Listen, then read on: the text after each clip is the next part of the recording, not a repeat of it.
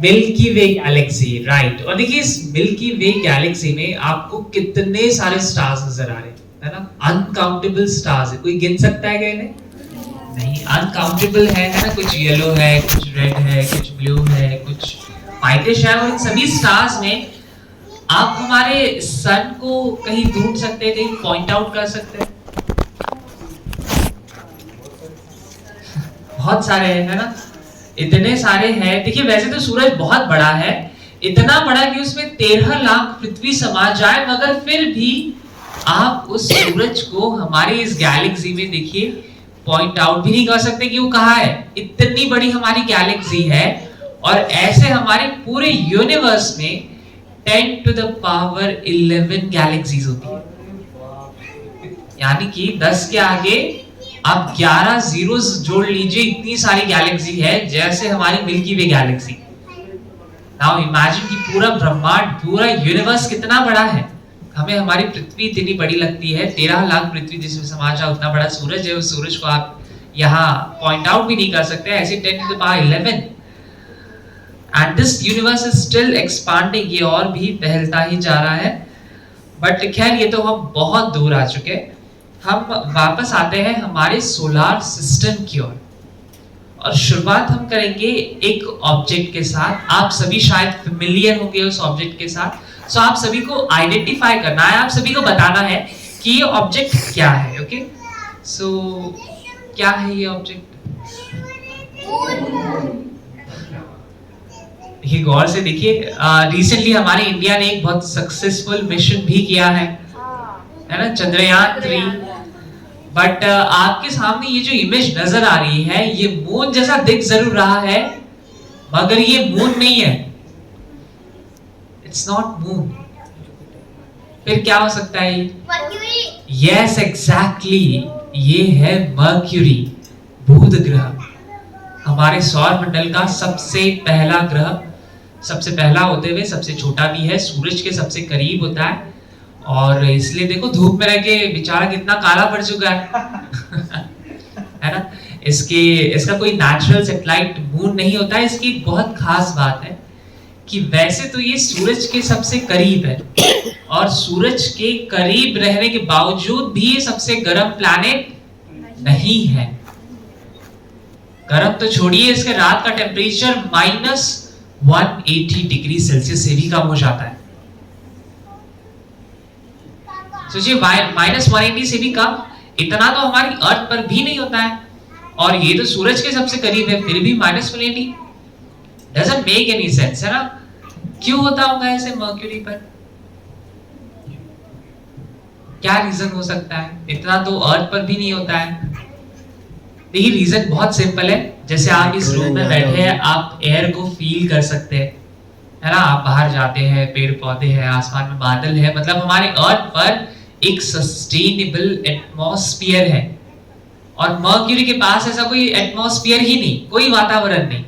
अब क्योंकि वातावरण नहीं है तो ये सूरज की ऊर्जा को, उस एनर्जी को एब्जॉर्ब नहीं कर सकता, उस ऊर्जा को ये ट्रैप नहीं कर सकता, पकड़ के नहीं रख सकता। इसी वजह से यहाँ पे दिन में टेम्परेचर बहुत ज्यादा होता है और वही रात में टेम्परेचर बहुत कम हो जाता है, -180 से भी कम। नेक्स्ट हम चलते हैं सेकंड प्लैनेट की ओर, जो कि है वीनस, शुक्र ग्रह। इसे शुक्र तारे के नाम से भी जाना जाता है, but it's not a star, ये एक प्लैनेट होता है। सबसे ब्राइटेस्ट है, सबसे चमकीला है, सबसे हॉटेस्ट भी है। एवरेज टेम्परेचर यहाँ होता है 460 डिग्री सेल्सियस। एक ऐसा प्लैनेट है जो कि अपने एक्सिस पर क्लॉकवाइज डायरेक्शन में घूमता है, कुछ इस तरह। हमारे पूरे सोलर सिस्टम में सिर्फ 2 ऐसे प्लैनेट हैं जो कि रेट्रो रोटेशन शो करते हैं, यानी कि क्लॉकवाइज डायरेक्शन में घूमते हैं। बाकी के प्लैनेट्स इंक्लूडिंग अवर अर्थ अपने एक्सिस पर एंटी क्लॉकवाइज डायरेक्शन में रोटेट करती है। जैसे अर्थ पर सनराइज कौन से डायरेक्शन में होता है? ईस्ट में, और सनसेट वेस्ट में। बट क्योंकि वीनस उल्टा घूमता है तो यहाँ सनराइज कौन से डायरेक्शन में होता होगा? वेस्ट में, और सनसेट यहाँ होता है ईस्ट में, क्योंकि ये उल्टा घूमता है। नेक्स्ट हम चलते हैं हमारे सोलर सिस्टम के तीसरे और सबसे खूबसूरत ग्रह की ओर। वाह, है ना खूबसूरत हमारी अर्थ। पूरे यूनिवर्स में एक ऐसा प्लैनेट है जहां पर क्या पॉसिबल हो पाया है, लाइफ, जीवन जहां पर संभव हो पाया है। और ऐसा क्या है हमारी पृथ्वी के पास जिससे यही संभव हो पाया है? एटमॉस्फेयर है, वाटर है ना, 71% वाटर है, 29% लैंड है, ऑक्सीजन है, जिस ऑक्सीजन को हम एयर से एब्जॉर्ब करते हैं। और वो ऑक्सीजन कौन रिलीज करता है? प्लांट्स। हमारे अर्थ पर प्लांट्स है, पेड़ पौधे हैं, और उन प्लांट्स को हम कहाँ प्लांट करते हैं, कहाँ उगाते हैं उन्हें? सॉइल पर, लैंड पर। देखिए हमारे अर्थ पर लैंड है जो कि सिर्फ पहले 4 प्लैनेट्स पर ही होती है, मर्क्यूरी, वीनस, अर्थ और मार्स। इन पहले 4 प्लैनेट्स पर ही लैंड है, इसी वजह से इन्हें टेरेस्ट्रियल प्लैनेट्स, यानी कि ऐसे ग्रह जहां पर जमीन होती है, ये कहा जाता है। आप देख सकते हैं, आपको हमारी अर्थ थोड़ी सी टिल्टेड नजर आ रही होगी, टेढ़ी नजर आ रही है ना। अर्थ अपने एक्सिस पर 23.5 डिग्री से टिल्टेड होती है, और इस झुकावट की वजह से सीजनल वेरिएशंस होते हैं। जैसे अभी मॉनसून सीजन है, इसके बाद विंटर सीजन आएगा, फिर समर सीजन आएगा। सो ये सीजनल चेंजेस इस टिल्टिंग की वजह से होती है। और वैसे तो बहुत सारे रीजन है, जैसे अर्थ एक गोल्डीलॉक्स जोन में है, एक सस्टेनेबल एटमॉस्फेयर है, बट देखिए हमारे अर्थ का एक नेचुरल सैटेलाइट भी है, सिर्फ एक ही है, इकलौता है।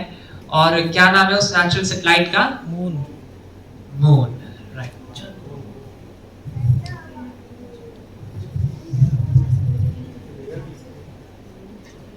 The only natural satellite of our Earth, और इसके 70 डिग्रीज टू द साउथ हमने, हमारी इंडिया ने एक बहुत सक्सेसफुल मिशन किया है, विक्रम लैंडर और प्रज्ञान रोवर को वहां लैंड करवाया है। दोनों भी बहुत ही इंटरेस्टिंग फाइंडिंग्स हमें शो कर रहे हैं। जैसे एक बहुत इंटरेस्टिंग फाइंडिंग है कि लूनार सरफेस पर बहुत सारे एलिमेंट्स मिले हैं, सल्फर है, आयरन है, क्रोमियम है, मैग्नीशियम है, but most important element is oxygen. इसकी मिट्टी में ऑक्सीजन पाया गया है। हालांकि मून पर एटमॉस्फेयर नहीं होता है, तो ऑक्सीजन फ्री फॉर्म में नहीं है, O2 फॉर्म में नहीं है, इन एलिमेंट्स के साथ फ्यूज्ड है।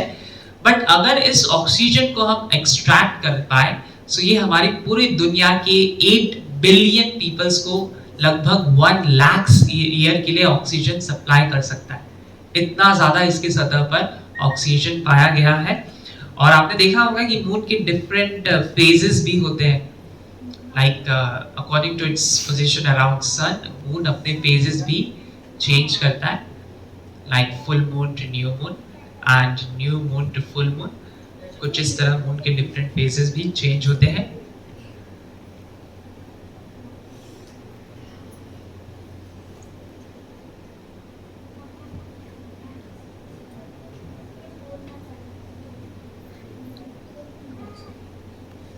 नेक्स्ट हम चलते हैं हमारे सोलर सिस्टम के 4th प्लैनेट की ओर। कौन सा होता है चौथा ग्रह? मार्स, मंगल ग्रह, दी रेड प्लैनेट। इसे रेड प्लैनेट के नाम से भी जाना जाता है क्योंकि इसकी मिट्टी में बहुत ज्यादा आयरन पाया जाता है, इसी वजह से ये रेड नजर आता है। और आप सभी ने सुना होगा कि साइंटिस्ट का ऐसा कहना है कि फ्यूचर में मार्स पर भी लाइफ पॉसिबल हो सकती है ना, हम यहां भी रह सकते हैं। क्यों ऐसा कहा जाता होगा? इसके पर मूवी भी बनी है, मिशन मंगल, है ना। इंडिया ने एक और सक्सेसफुल मिशन किया है। सो क्या रीजन है कि साइंटिस्ट इस पर इतना ज्यादा रिसर्च कर रहे हैं? एटमॉस्फेयर है, बट उस एटमॉस्फेयर में ऑक्सीजन की क्वांटिटी बहुत कम है, अराउंड जस्ट 2 to 3%।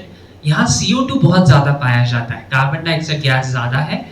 देखिए रीजन इज, जैसे हमारे अर्थ पर 2 पोल्स होते हैं, north pole and south pole, ठीक वैसे ही मार्स पर भी अपने 2 पोल्स पाए जाते हैं।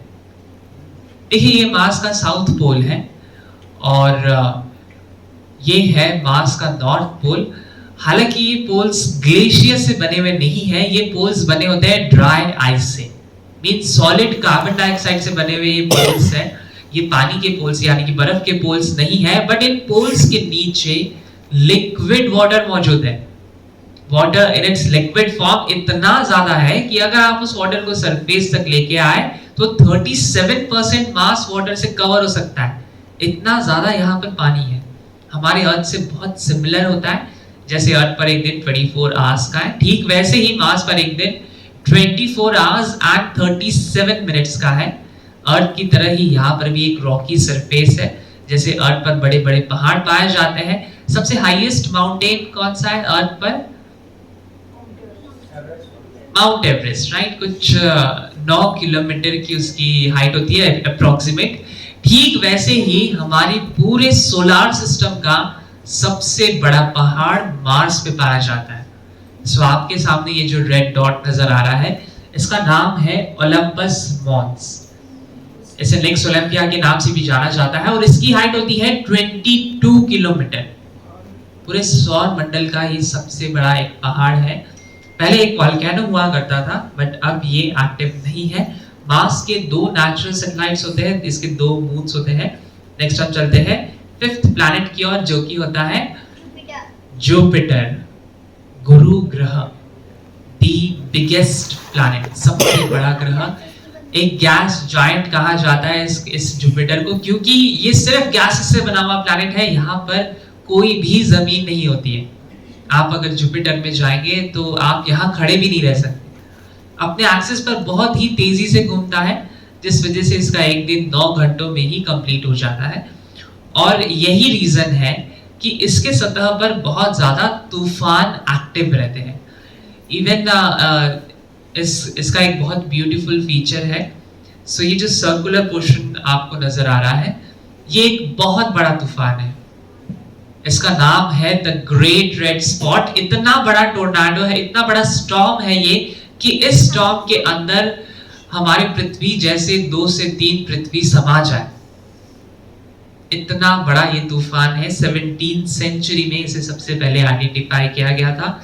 न जाने उसके पहले और कितने सालों से एक्टिव था, और अब भी एक्टिव है। अभी भी ये तूफान जुपिटर के सतह पर मौजूद है। नाउ इमेजिन कि जब एक तूफान में 2 से 3 पृथ्वी समा सकती है, पूरा जुपिटर कितना बड़ा होगा? कोई अंदाजा लगा सकता है इस जुपिटर में कितने अर्थ समा सकते होंगे? Just give me any number, 100, 200।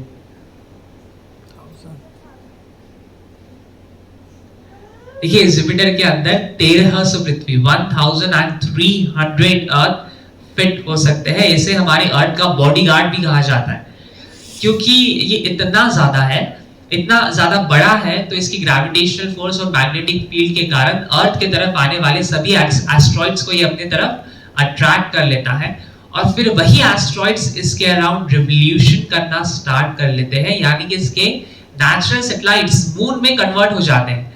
यही रीजन है जुपिटर के टोटल 96 मून्स होते हैं। इसके 96 चंद्रमा है, मगर फिर भी ये सबसे ज्यादा नहीं है। हमारे सोलर सिस्टम में सबसे ज्यादा मून्स पाए जाते हैं 6th प्लैनेट के, राइट। कौन सा होता है 6th प्लैनेट? सैटर्न। आप सभी ने सैटर्न की फोटोज देखी होगी, है ना, किताबों में इसके बारे में वीडियोस देखे होंगे इंटरनेट पे। सो आप इमेजिन कर रहे होंगे कुछ तो गायब है सैटर्न से। रिंग्स गायब है ना, सैटर्न के अराउंड रिंग्स होती है। वो रिंग्स यहाँ प्रोजेक्ट करना पॉसिबल नहीं, बट आप ऐसे इमेजिन कर सकते हैं कि जिस सर्कल में आप बैठे हैं वो सैटर्न की ही एक रिंग है। सो ये जो रिंग्स है सैटर्न की, ऐसी 30+ रिंग्स होती है, जो कि 7 ग्रुप्स में डिवाइडेड है। कुछ रिंग्स एस्ट्रॉइड से, पत्थरों से बनी होती है, कुछ डस्ट पार्टिकल से बनी होती है, कुछ ग्लेशियर्स से, बर्फ से बनी हुई भी रिंग्स होती है, कुछ रिंग्स तो वाटर ड्रॉपलेट, पानी की बूंदों से बनी होती है।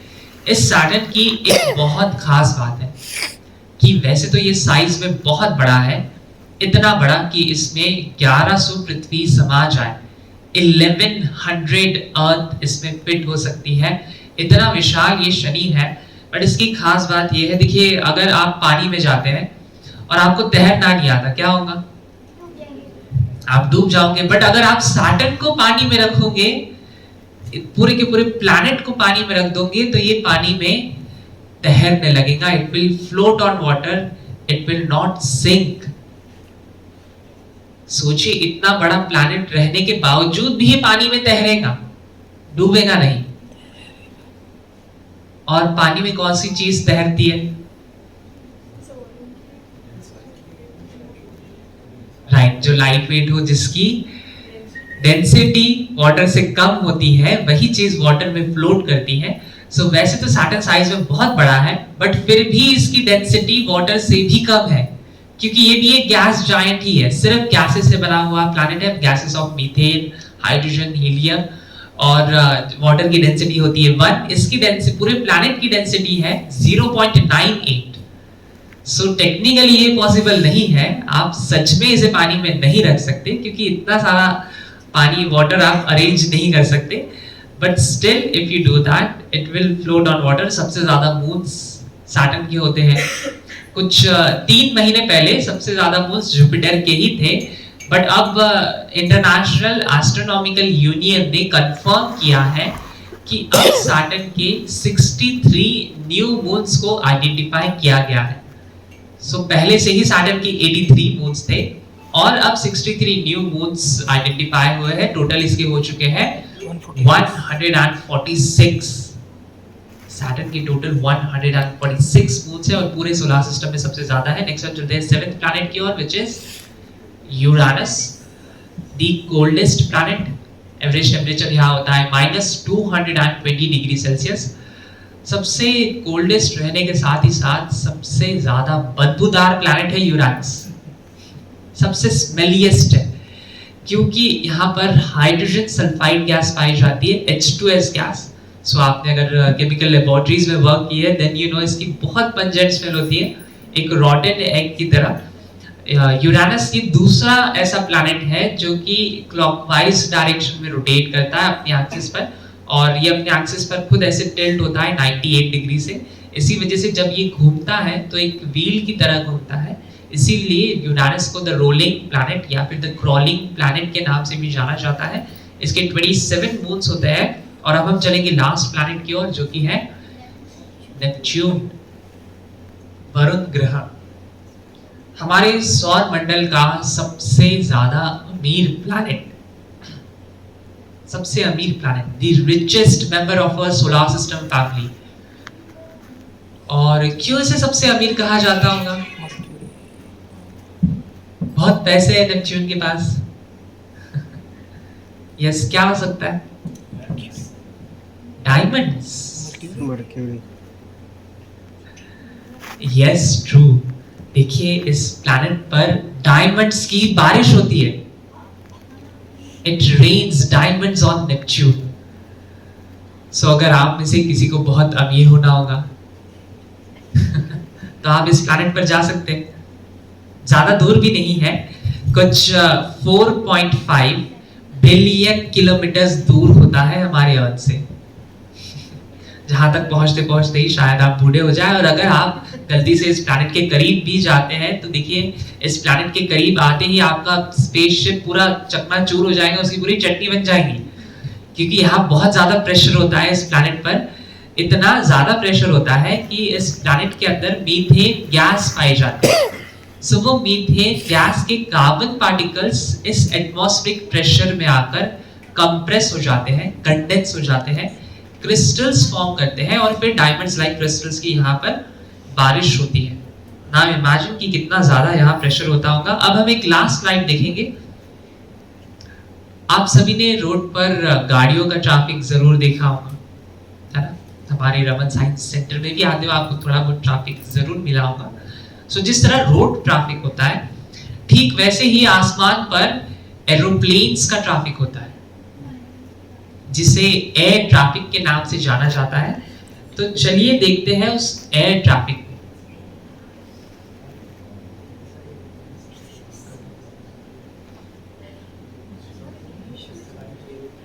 यस, सो आप सभी को ये जो येलो डॉट्स नजर आ रहे हैं, ये सारे एरोप्लेन्स हैं। हर एक येलो डॉट एक एरोप्लेन को रिजेंबल कर रहा है, और आप देख सकते हैं हमारे एशिया कॉन्टिनेंट की air traffic.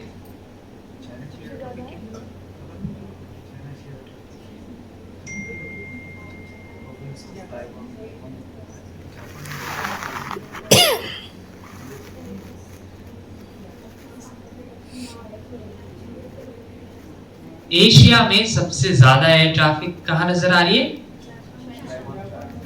China, right. Asia में सबसे ज्यादा एयर ट्रैफिक चाइना में मौजूद होती है। जापान में भी बहुत ज्यादा होती है। इंडिया में एयर ट्रैफिक चाइना के कंपैरिजन में तो काफी कम है, बट मेट्रो सिटीज के अराउंड आप देख सकते हैं कि एयर ट्रैफिक थोड़ी ज्यादा है, जैसे दिल्ली, मुंबई, चेन्नई, इस तरफ एयर ट्रैफिक थोड़ी ज्यादा है।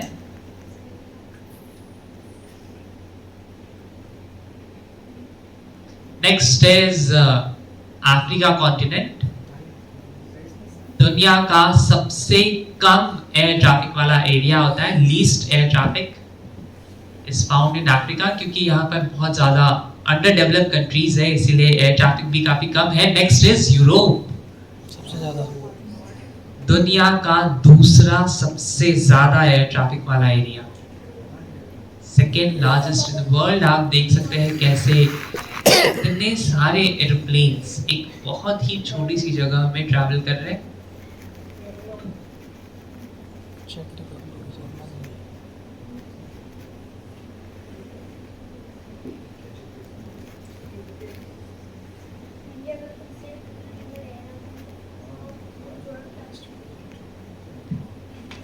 Next is south America.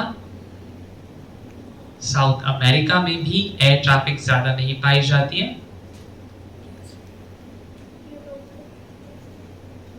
But last is north America. दुनिया का सबसे ज्यादा एयर ट्रैफिक वाला area. At any given moment रफली 5000 से भी ज्यादा एरोप्लेन्स पूरे यूनाइटेड स्टेट्स के ऊपर फ्लाई कर रहे होते हैं। On an average 64 million flights take off और लैंड करती है पूरे साल भर में। और देखिए जितने ज्यादा ये एरोप्लेन्स फ्लाई कर रहे हैं उतना ही ज्यादा फ्यूल ये बर्न कर रहे हैं, उतना ही ज्यादा पोल्यूशन, कार्बन डाइऑक्साइड गैस हमारे एनवायरनमेंट में रिलीज कर रहे हैं। सो ये भी एक रीजन है जिस वजह से अर्थ पर ग्लोबल वार्मिंग जैसी प्रॉब्लम्स है। और आप देख सकते हैं कि जैसे जैसे रात होती है एयर ट्रैफिक भी काफी कम होते जाती है, और ये सारा डेटा 24 आवर्स का रियल टाइम डेटा है जो कि हमें डायरेक्टली नोवा से अपडेट होता है, national oceanic and atmospheric administration USA. वहां से हमें ये सारा डेटा रोजाना अपडेट होता है। और इसी के साथ हमारा ये स्पेस का सफर यही समाप्त होता है। आशा है आप सभी को पसंद आया होगा। Thank you.